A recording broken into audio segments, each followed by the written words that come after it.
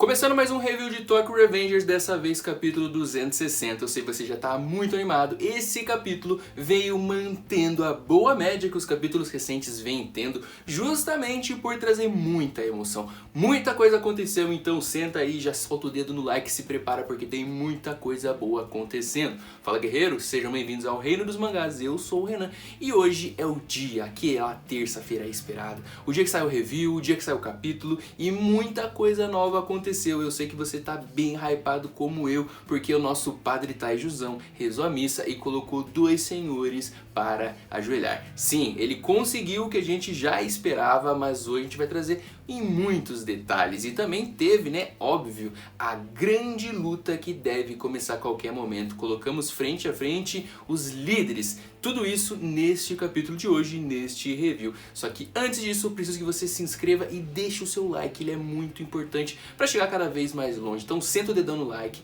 confirma aí e se inscreve, comenta, compartilha, que são sempre coisas que ajudam muito o nosso trabalho. E também tem outra coisa, viu? Se você quiser se tornar um membro do canal, aqui embaixo você vem rapidinho e tem acesso exclusivo ao nosso WhatsApp. E se você quer colecionar mangás igual esses aqui, saiba que lá no site do Capitão Onigiri a gente tem de tudo, o cara tem tudo mesmo, Funkos, temos card games, HQs, mangás e muita coisa, sempre com 5% de desconto com o nosso cupom Onigiri do Reino. Mas vamos pra vinheta, que eu sei que vocês estão muito animados com esse capítulo e eu vou contar tudinho o que aconteceu daqui a pouquinho.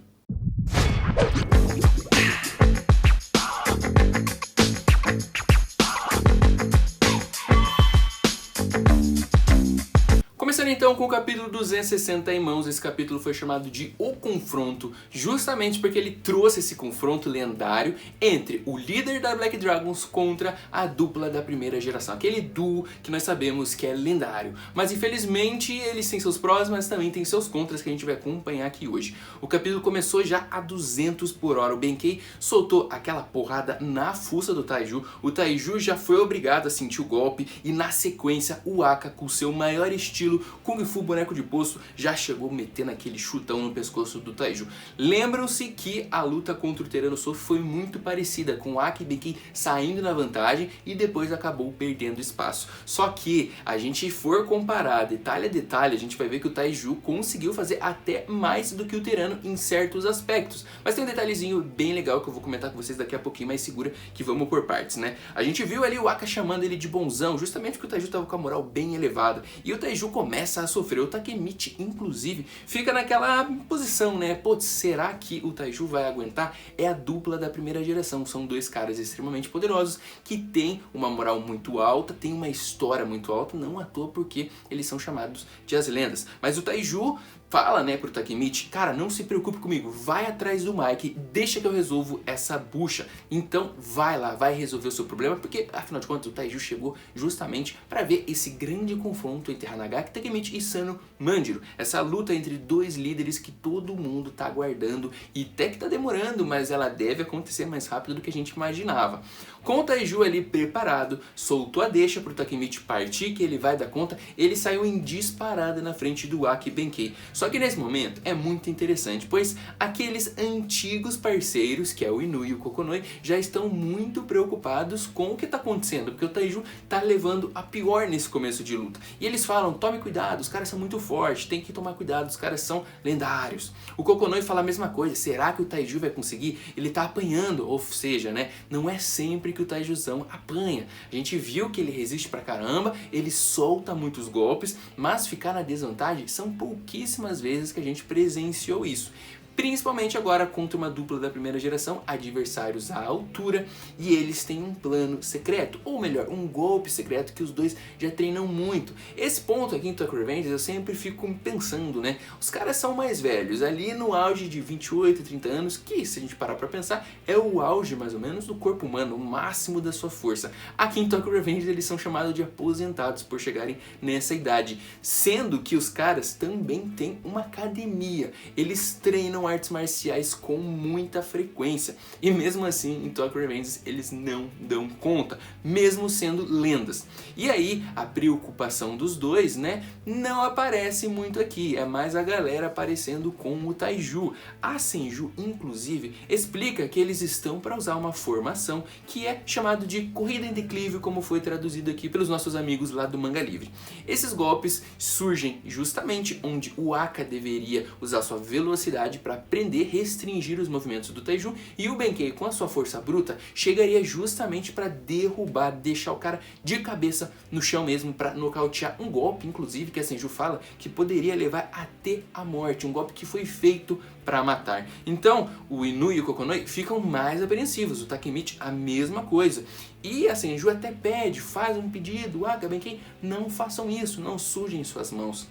Mas isso praticamente é ignorado por eles, que mantêm uma cara muito séria do que está acontecendo. A Senju pede que não é para eles levarem tão longe, eles não precisam disso, principalmente porque ainda não sabemos o que aconteceu de fato com Aka e Benkei para se juntarem ao Mike. Mas continua, quando os dois partem em disparada para aplicar o tal golpe mortal que levaria fim à vida do Taiju Shiba, a gente vê o inesperado nesse momento. Nós vemos o Taiju muito sério, aquele cara que estava apanhando, levando alguns golpes até certo momento, mostra muita seriedade justamente por estar recebendo um golpe mais fatal, e ele simplesmente para com as duas mãos, uma em cada cabeça de Aka e Benkei, restringindo os movimentos. Dá pra perceber ali que ele tá apertando com muita força a cabeça dos dois, que justamente ajudou a restringir o movimento dele, já que os dois estavam em disparada. Então o Taiju, aquele armário, conseguiu parar a dupla da primeira geração. Só que se liga nesse diálogo aqui. A fala do Taiju na tradução ficou bem assim: vocês estavam brincando com a minha dupla de gato e cachorro, fazendo referência, como a gente vê na imagem,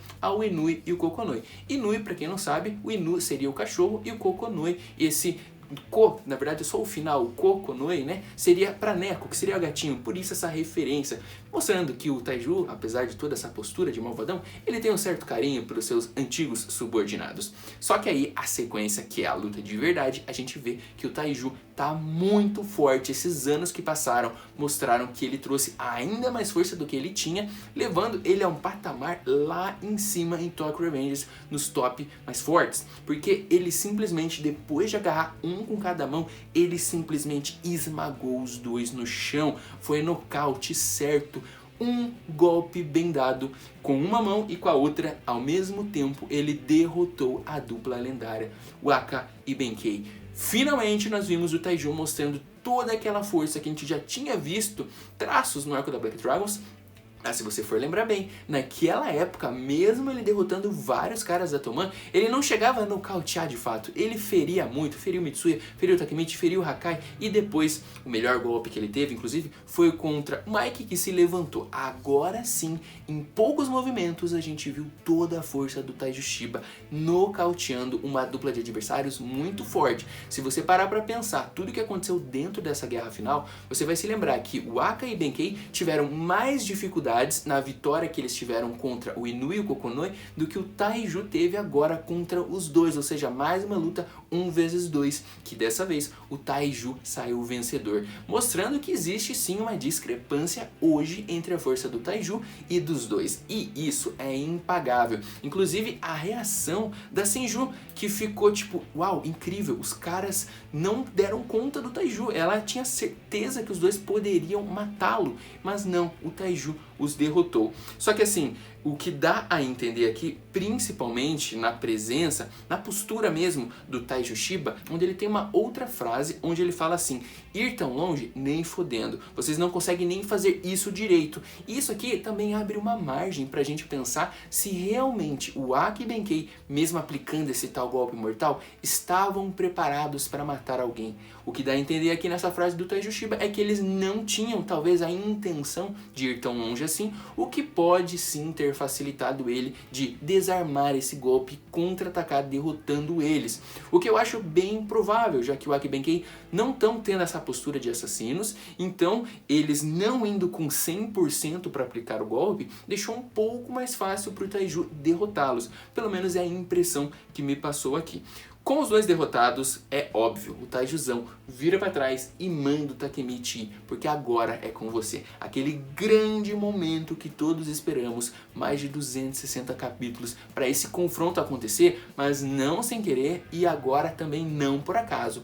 Uma coisa nítida, marcada, que deve acontecer e provavelmente vai ajudar essa guerra a finalizar. Agora, não temos nem ideia do que pode acontecer aqui, principalmente por causa da discrepância de força entre Mike e Takemichi. Mas a postura aqui é de um olhar muito determinado do Takemichi, que manda o Mike chamando ele pelo seu nome, não pelo apelido. Sano Manjiro, desça aqui. A gente vai resolver essa parada agora. O Mike, inclusive, já tinha voltado lá pra cima, né? Que ele desceu ali pra derrotar o Smile, pra derrotar o Angry, o Peian. Ele já voltou pra cima, dentro ali do container onde ele estava. Não temos ideia se o Patinho tá deitado, dormindo, tirando aquele cochilinho ali.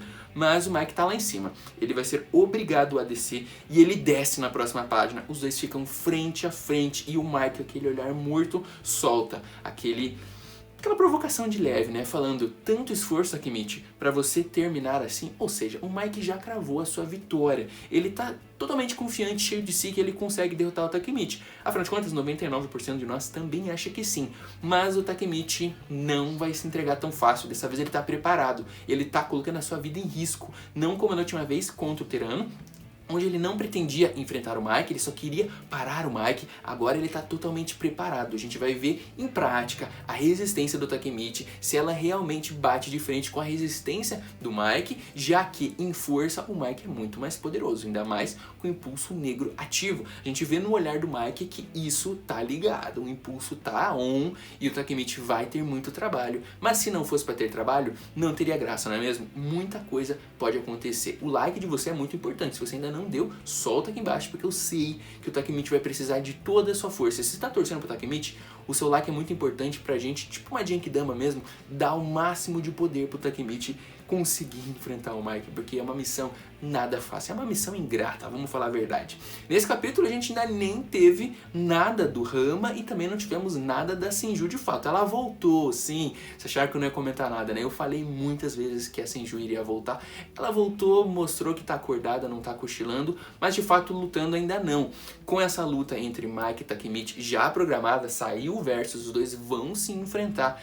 Não vejo a Senju atrapalhando esse combate, mas ela pode ainda assim lutar, como eu sempre vou ficar repetindo, eu acho que ela vai lutar contra o Rama sim, principalmente porque tem um esboço que o Kenokui já fez, onde aparece teoricamente o Mike, o Sanzu e o Rama. Se o Rama tá aparecendo, se o Sanzu também tá aparecendo, eles ainda devem ter mais participação. O Sanzu tá totalmente quebrado depois da moto, não sei o que ele pode fazer, mas com certeza o Rama tá inteiro, intacto, pode tentar alguma coisa. E se ele tentar alguma coisa, com certeza será contra a Senju. O Angry corre por fora. O Angry tá sendo a grande decepção. Muita gente fala da Senju, mas o Angry pra mim é a maior decepção até agora, porque ele nem derrotado foi. A gente não viu ele fazendo nada, nem sendo derrotado igual a Senju foi, mesmo ela não tentando revidar em momento nenhum os golpes do seu irmão Sanzu. Ela ainda tentou fazer alguma coisa na guerra, limpou ali uma galera ali de coadjuvantes. Agora o Angry, vamos confessar, né? O Angry tá sendo a maior decepção dessa guerra. Agora, se você gostou desse vídeo, gostou desse review, se prepare que essa semana ainda a gente vai trazer mais teorias do que pode acontecer, principalmente porque nós temos Mike Takemichi confirmado